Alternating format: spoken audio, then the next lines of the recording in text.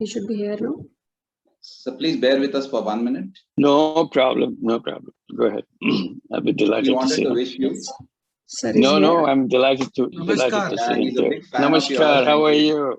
We have Good to see you. Sir, the Good to see youngest you man again. on the planet. Wow.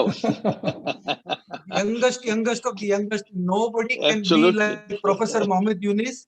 I have been Thank your you. fan from 92 onwards, and one from Oxford, no, Fulbright scholar going to Bangladesh, going outside the university and meeting a lady with a water and with no dresses, and he immediately changes what am I teaching in the classroom, and that is the legendary. I think there can on the planet it cannot be another person like Mohammed Yunus. I want each and every participant to listen to every word of his. Every word is an encyclopedia of Dr. Professor Mohammed Yunus. And you should all take the motivation from this young man. All of you are present here will be still older than him. Absolutely. When it comes to ideas, at 80, he is the most highest thinker and a legendary on the planet. And because of Mohammed Yunus, I started Jain College. And today I am here only because of that legend. Only because of Professor Mohammed Yunus. I read in the chicken soup of the school, I read his stories. Yes. And that is where I started the college. And today, if I have grown, it is only because of Professor Mohammed Yunus. I had the honor of meeting him in Windsor in the ITC hotel last year.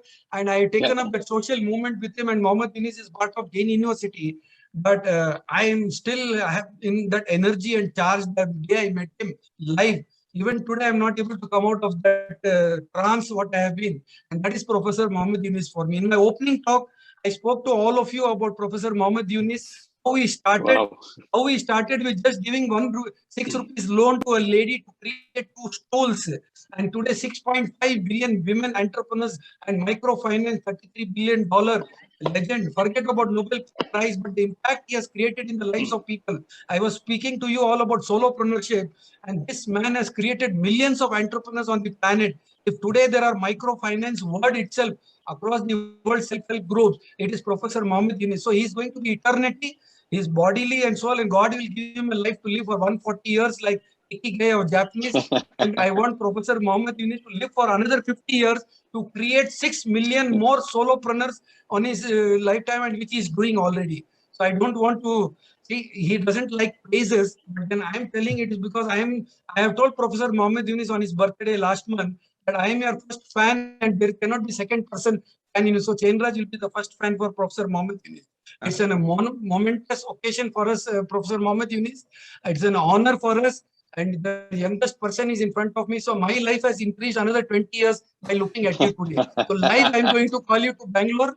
We'll meet again. And your mission of Bangladesh of 6 million more solopreneurs of $1 million each solopreneur, and all the people who are participant here, my own students of Jain University, and all the people who are just waiting for you to listen to you. More than 1 lakh of people are going to listen to you today, especially Jain University students. Each of them are a solopreneur, and they're all going to become very good leaders in their life. And your 1 hour of talk, it will be like a Gita Gyan, it may be a prophet Bible, it can be everything. But this is where I think I came running from 20 kilometers just to connect with you, and I reached on time. I'm very lucky to have a divine soul in Professor Mohammed Yunus. Words Raj Singh can understand that the kind of energy and excitement what I have got by seeing him itself. If I get so much of energy, imagine you'll all get charged, and you need not even charge your battery for another 60 years after his talk. I assure you that. And that is a man where you'll have to take a role model, leaf out of his book. And even if you can do 1% of Professor Mohammed Yunus, you'll be the most successful person on the planet. And that's Professor Mohammed Yunus, one among the 800 crore population on the planet, and there cannot be another alternative Professor Mohammed Yunus. That is my conviction, my belief, and my confidence. And thank you, sir, and namaskar. Thank you.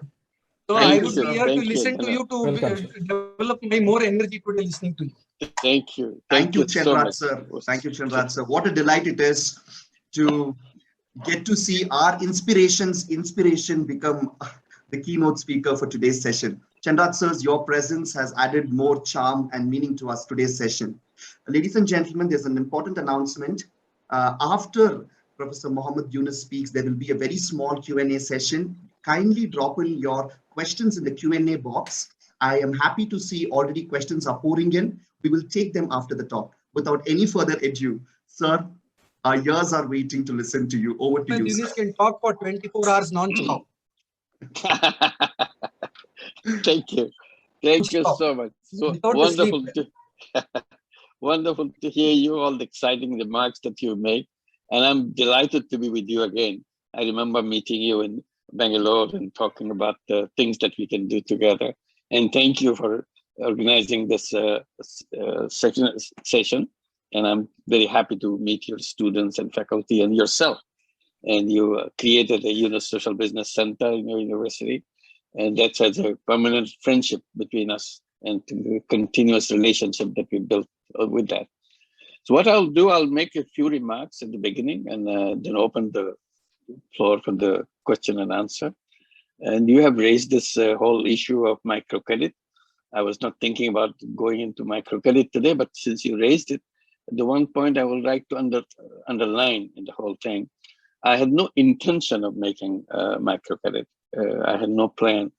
I had no dream, no thought about becoming a banker of any kind. Banking was not in my mind ever since I was born. I never thought I will go into that direction. It was something never attracted me. But accidentally, I was pushed into that situation. Circumstances pushed me into that direction. So the reason I'm saying that you don't have to plan everything just because you plan and you go and do it. That's true. You need that planning, but circumstances can push you into direction which you never expect, never thought that you'll go into that direction and make a tremendous journey through that road. And this is what happened with lending money for me. I was a university teacher, and but under extreme circumstances of famine in the country, in Bangladesh in 1974. And I was totally frustrated that I teach something which has no meaning in the life of the poor people, because I cannot touch the life of any poor people. They are hungry, they are approaching death every day because of the hunger, because of the non-availability of food for them. And here I am, I can't do anything. And my subject that I teach, economics, has no meaning in the life of the poor people. So I was frustrated with the whole thing, that I have learned something which has no meaning for people. So I was kind of disowning everything that I have learned and saying that I wasted my time. I must see how I can make myself useful to people. So this is a new journey for me, to learn how to make myself useful in any way, in some way, to the people that I live with. And the university is surrounded by the village, several villages around the university, and extreme poor people live there. So I thought, why don't I go to the village every day and meet these people and stay with them, talk to them, see if I can be of some use to them. I don't know what use. I have to find out how I can be useful to them. So that's what brought me to the university, to the village. And I started learning about the village, about the people, and trying to see, it's not my educational thing. That's not what I was looking for. I was just trying to see how to make myself useful in some way, even for a little thing every day. So that's my ambition, that's my mission. And I would always look forward to see if something I can find to make myself useful in somebody's life or for that day. And I did lots of little things, and that brought me closer to the people. And then after months and months of doing that, I see how terrible things are happening in the village because of the loan sharking. Loan sharks lend money to the poor people and extract every single drop they have to make themselves better off by taking away money and the resources from the poor people, by giving very unreasonable conditionalities of their loans. So I see the victimization process very vividly, since I see the people every day. I know what's happening in the village. I hear the stories from the people who have been victimized. So one thought came to me: if I want to be useful to those people who are being victims of loan shark, I must find a way how to protect them from the loan shark. So I thought, how do we do that? I have no idea. I was thinking about it, and one idea came: why don't I lend them the money myself? Then they don't have to go to the loan shark. I thought that's a reasonable explanation. to start. Why don't I lend the money?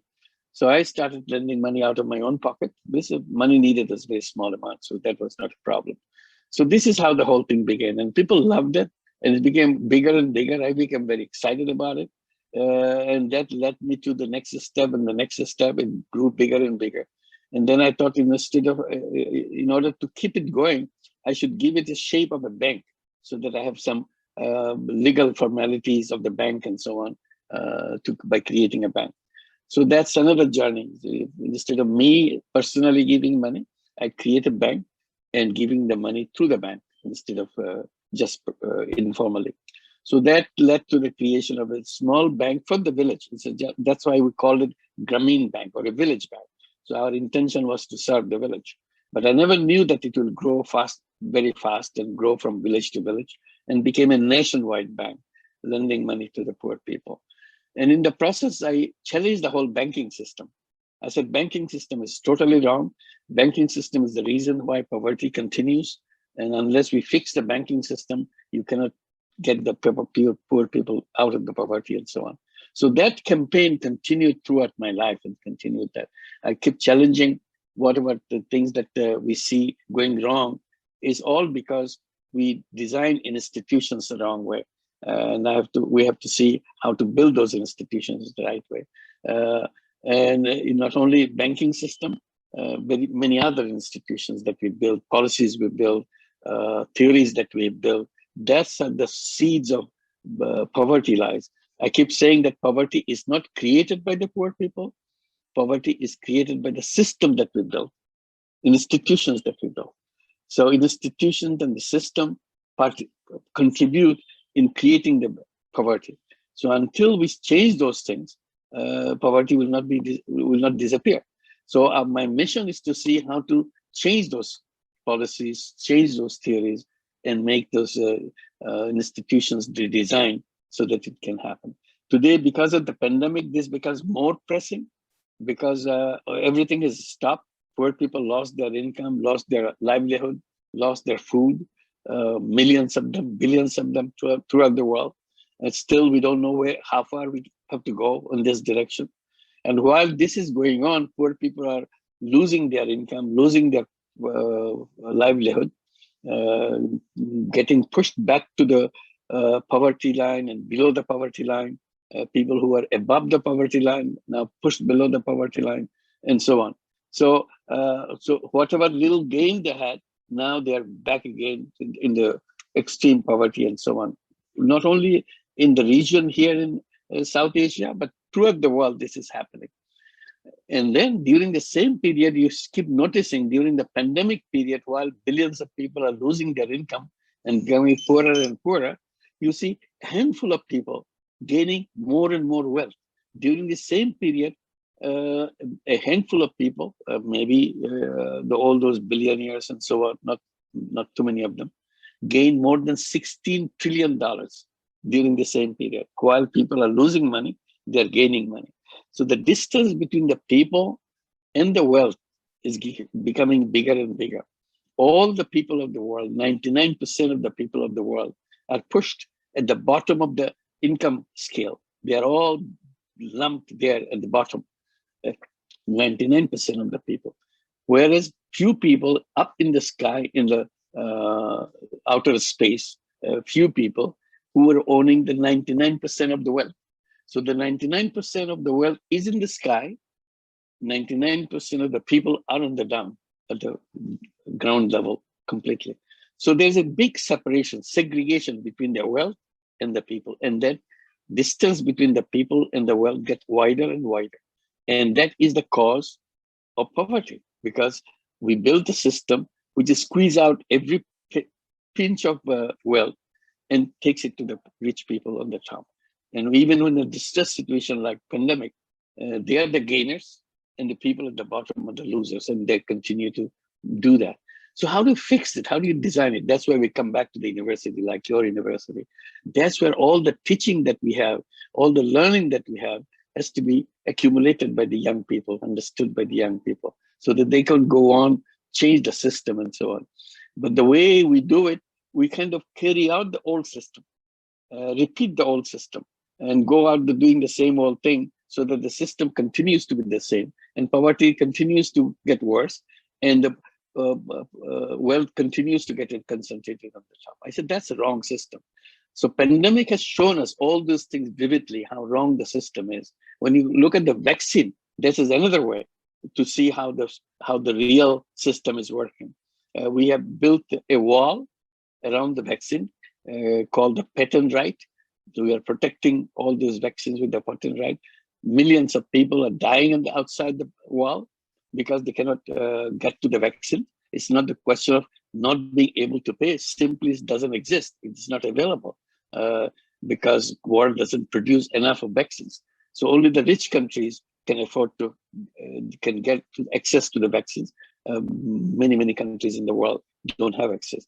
Entire continent of Africa, not even 1% of the population have been vaccinated today, while all the vaccines are going in the direction of the handful of rich countries and so on. So because we built the wall around the vaccine, we have been complaining, we have been demanding that vaccines should be made patent-free so that anybody can produce anywhere in the world. So the patent is a kind of wall that protects the vaccine right only for a handful of people, half a dozen pharmaceutical companies in the world. They are the one doing that, and they want to make bigger and bigger money. So it's not on the wall of the patent, actually it's a wall of the profit maximization. That's what killing millions of people on this planet. So we said we remove this wall, take this wall down so that the vaccine can be produced in every single country. It's possible, there's enough capacity to do that. So this is another very ugly case that we have seen during the pandemic. We're talking about the vaccine apartheid, reminding what was happening in the South Africa in those days of apartheid, segregating the people, black people from the white people and so on. Same people, this is the vaccine haves and vaccine have-nots. This is the world that we have right now, very vividly. So we need to redesign that system. That's where your role comes, young people's roles come. That's where the university roles come. And we have to create a new world to take us to a new direction. And that's where the new tools have to be developed. That's a challenge of the young people in the universities. What I keep telling people, that we have to build a world of 3 zeros. What are those 3 zeros? Zero net carbon emission. Global warming is going to kill us. You see that every day, but we don't do anything much for that, as if somebody has to fix it. No, not somebody has to. I have to fix it. You have to fix it. It's our world. So, and we are creating that global warming. So how do you do that? It's wrong thinking, wrong design of the business ideas and so on. So we have to redesign everything so that world can become zero net carbon emission world. So the first zero among the 3 zeros, first zero is your net zero carbon emission. And second zero is zero wealth concentration to end poverty once for all. Once we can remove this wealth concentration, instead of wealth running away from people, wealth should be coming towards people. Wealth and people should be living together, not segregated from each other. That's a wrong system, which takes wealth away from people. So we have to now redesign the system which will bring wealth to the people. So there's no distance between, there's a zero distance between people and the wealth. And that's the thing we can do. It's all question of designing, like an engineer designs a building and so on, designs a bridge. We have to design a system, economic system, where wealth comes to the people and people and wealth always together. So this is the challenge for the young people to make that happen. And the third zero is zero unemployment. Zero unemployment by unleashing the entrepreneurial ability of all of us. All human beings are entrepreneurs. But we are told, at the university, you'll hear it a lot, study hard, get a good grade, so that you get a good job, as if job is the ultimate of human being. I said, no, that's not the ultimate of human being. Ultimate of human being is to know yourself, what is inside of you. You are packed with unlimited creative capacity. So your job is to explore that creative capacity and learn about your own self, what you got, and use that creative capacity to make the world the way you want. This is your capacity to do that. And your young people have lots of that creative capacity. Today's young people are more powerful than the young people from previous generations because they have tremendous technology. So how to use this technology and change the world. So that's zero unemployment. And zero unemployment is very important because artificial intelligence is coming, you remember? And artificial intelligence will remove everybody from jobs. Human beings are not needed. Very soon, human beings will become garbage on this planet, useless being, because machines will do all the job. That's a wrong idea. That's a wrong theory. That's a wrong system. We have to get out of the way. Human beings should be bringing out their creative capacity, make this world a better place. So I said, instead of following the old path to go in the full old direction of suicidal path, we will be building a new path to go to a new direction. Old roads always take you to the old destination. So now, in order to go to the new destination is the destination of creating new 3.0 world. So we have to build new roads. That's the challenge that we have to take, build new roads to go to the new destination. I'll finish by just mentioning we launched a new program, which you may be interested. You can go to the website and look at 3.0 Club. Just type it out, 3.0 Club, and they'll explain to you. We are inviting all young people to form 3.0 clubs. Each club is consisting of 5 young people, just 5. 5 young people can get together to create a 3.0 club. What is the purpose of this club? Purpose of the club is to create a 3.0 world. 0 net carbon emission, 0 wealth concentration, 0 unemployment. These are the 3 zeros that we have. So if you are interested, if you fit into the age group that we have mentioned from 12 years to 35 years, please form yourself into 3.0 clubs and get the network of each other. You'll be doing work with each other. That's nobody outside is telling you what to do. All you have to do, this is your world. You have to fly this spaceship whichever direction you want. You are in the cockpit. You are the pilot to design it. Design your flight plan where you want to go. And that's the direction we are talking about. Go into 3.0 direction, 3.0 club. So I'll stop here and let you ask questions and so on. Thank you very much. Thank you so much, sir, to share your profound ideas with us. It's been indeed a pleasure to listen to your valuable thoughts. Now we have a few questions from our participants. Good. There is a question from Mr. Sadiq. What is the best approach to help self-help group women to help to train on the best available technology to increase their sales for their better income so that they can also be part of mainstream economy? Yeah.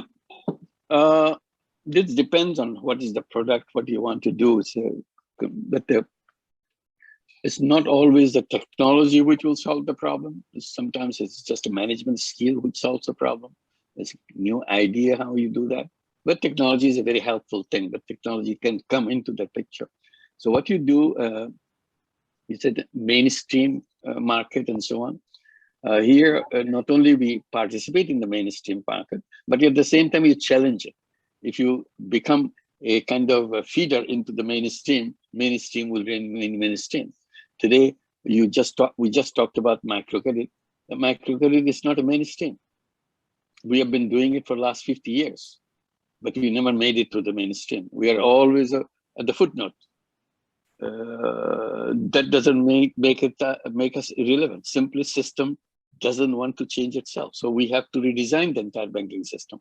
We said banking system should be redesigned to make it as a social business banking, so that those who are trying to reach out to the poor people, instead of this becoming a profit maximizing bank, they should be zero profit banks, so that you are not interested in making money by doing banking to the poor people. You're doing it to help them get out of the poverty that they have. Then the system changes. So we need a new law for that. Those things are not coming. So mainstream has to be looked with a grain of salt. It's not just the mainstream as it is. So while we do our own thing, at the same time we redesign the mainstream itself. It's a very important thing to do that. Otherwise you'll be sucked into the same old system because you're a tiny one and you are trying to solve the problem joining the mainstream, and mainstream sucks you up and you're finished. So you have to be very careful on that. Thank you. Thank you so much, sir. We have another question from Professor Shankar Prasad. He asked, can we use gross national happiness instead of GDP in least developed countries, as it includes ethical values and good governance.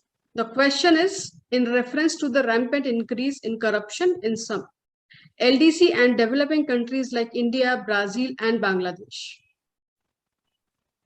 Yeah, GDP definitely is not the measure of happiness of the people, because when you say economy is growing at certain percentage rate, that we always quote that this is a sign of good health of an economy.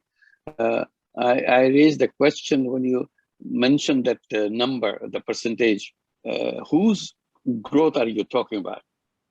And I just mentioned during the pandemic, poor people are losing money, and it's the rich people who will make trillions of dollars. Yeah. So when we talk about the growth, it's the growth of the top people, not the growth of the poor people. So why do we be so interested in making rich people super rich? Is this the purpose of the economy? So why are we running after the growth rate? Just because some economists said the growth rate is the one that shows you how the economy is growing. Should the economy growing? Should the people be growing? Those are the basic questions. If you're looking for the growth of the people, you have to look for something else. It's not the growth of the super rich, it's the growth of the super poor. How the super poor are changing their life and so on. The system that we built is just works the completely reverse way that we would wish to happen. So we have to redesign the system. It's very clear that the GDP is not the kind of thing we'll be chasing. Rather, we'll be turning that around. Instead of GDP, we should be talking about the growth rate of the bottom 25% of the people. What is their growth rate? That's what we'll be chasing, not the growth rate of the top 1%. And that's what is dominating all our thoughts and all our thinking, how to make them richer. To make them richer is the growth rate. That's not our purpose. That's not the purpose of an economy. Thank you. Thank you so much, sir. There is another question from Deepankar. In India, the SHT movement is hijacked by government for vote bank policy. What are your views on it? How should we proceed about it? Which one is that? Can you explain again? Mention it. SHG movement. Self-help groups. Oh, self-help group. Okay, Yes. sorry. Yeah. Well, government tried to bring microcredit to the poor people through the existing banking system. And I was always saying that that's not the way to do that, because it's a banking system which created the problem. So if you let the banking system to do the banking for the poor people, it will be just a little tiny kind of token activity for the bank. So you have to create exclusive bank for the people. And I give explanation by saying when people look at me or try to introduce me like you have done today, they usually introduce me as a banker to the poor. And Grameen Bank is introduced as a bank for the poor.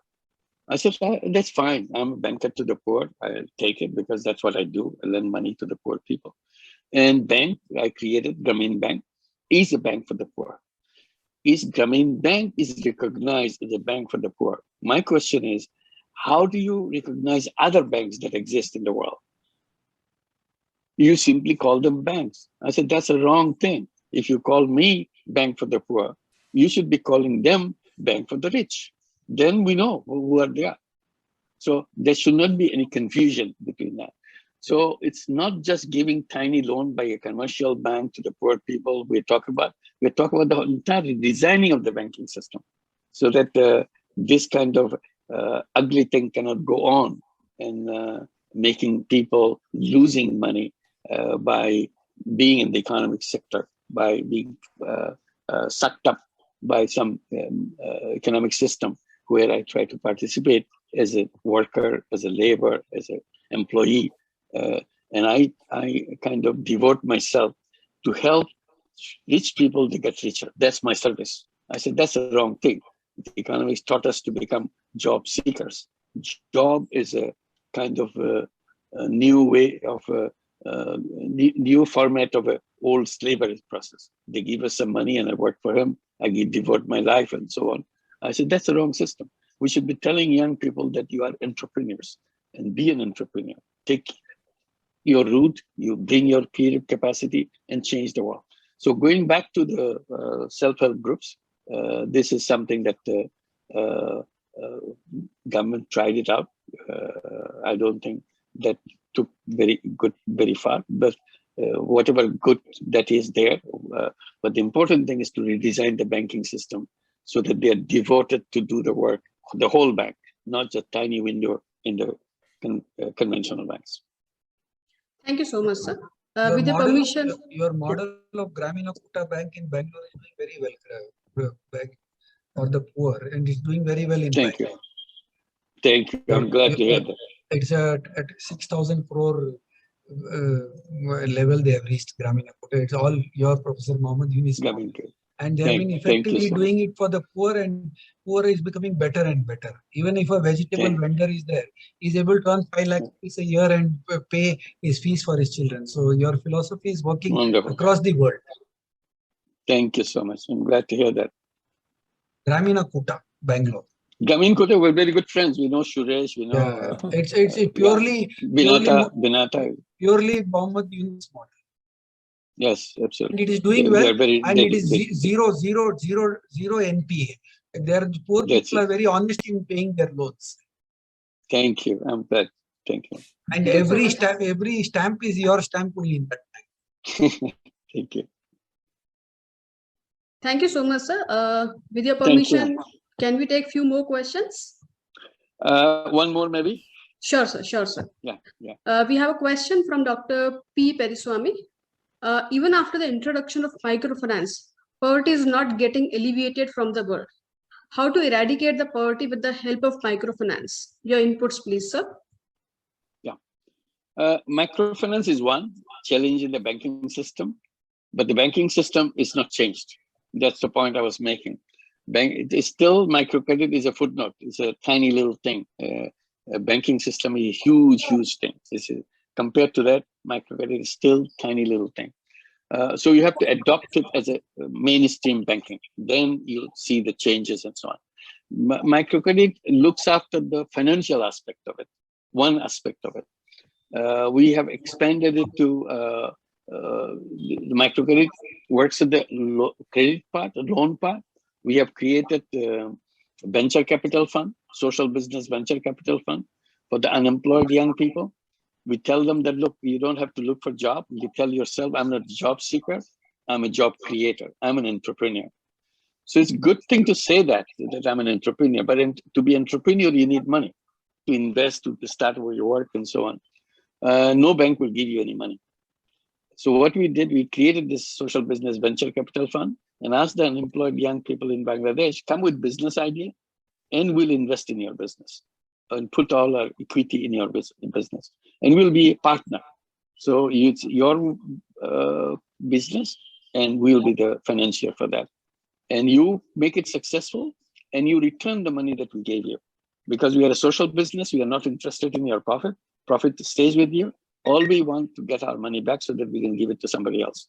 So that idea clicked and is expanding. Now we have more than 75,000 young people, unemployed young people who are running businesses with the venture capital fund, social business venture capital fund. We said, we are social business. We are not interested in making money out of you, but you make money to make sure that you be prosperous, you make a successful businessman and so on. And young people discovered that. I said, your mother has done that, illiterate mother in the village. She took small money, $20, $50, $100, and started business. And that's where the whole microcredit is all about. Now you, with education and so on, can do much better with the bigger ventures and so on. And we give you equity. So not only microcredit gives a credit, now we had another branch providing equity. So you need a diversified system bringing financial services to the poor people to change things. So finance is one, but there are many other things. That's the issue that I was mentioning. Thank you. 2025, we are declaring 10 university job seekers need not apply. Only those who want to become entrepreneurs will study with us. Good. Thank you. That's a we good are idea. already declared 2025, no job seekers will be given admission. Absolutely. That's a good one. That's a good one.